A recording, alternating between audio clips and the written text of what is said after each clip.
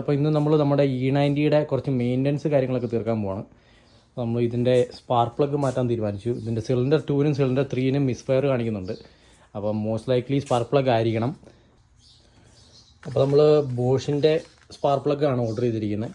നമ്മളെല്ലാം ഊരണം, കാരണം സിലിണ്ടർ 4ഉം സിലിണ്ടർ 4, 5, 6ലേക്ക് ആക്സസ് ചെയ്യണമെങ്കിൽ അത് ഇതിൻ്റെ താഴെയായിട്ടാണ് വരുന്നത്. അപ്പം അത് കാര്യങ്ങളെല്ലാം ഊരണം. Engine cover ഊരണം.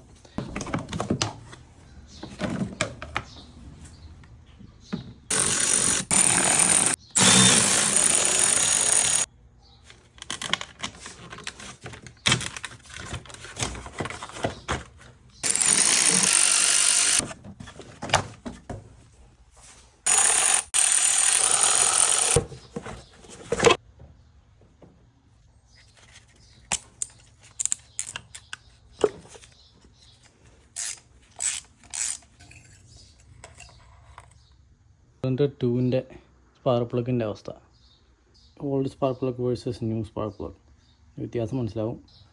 അപ്പോൾ നമ്മൾ സ്പാർക്ക് പ്ലഗ് കാര്യങ്ങളൊക്കെ മാറിക്കഴിഞ്ഞിരിക്കുകയാണ്, എല്ലാം തിരിച്ചു വെച്ചു. അപ്പോൾ ഇതാണ് ഇപ്പോൾ നമ്മൾ മാറ്റിയിരിക്കുന്ന സ്പാർക്ക് പ്ലഗുകൾ. 1 to 1.5 hours എടുത്തുള്ളൂ, വലിയ പാടൊന്നും ഉണ്ടായില്ല. ആർക്കും ബേസിക് ടൂൾസ് വെച്ച് ചെയ്യാവുന്നൊരു പണിയാണ്.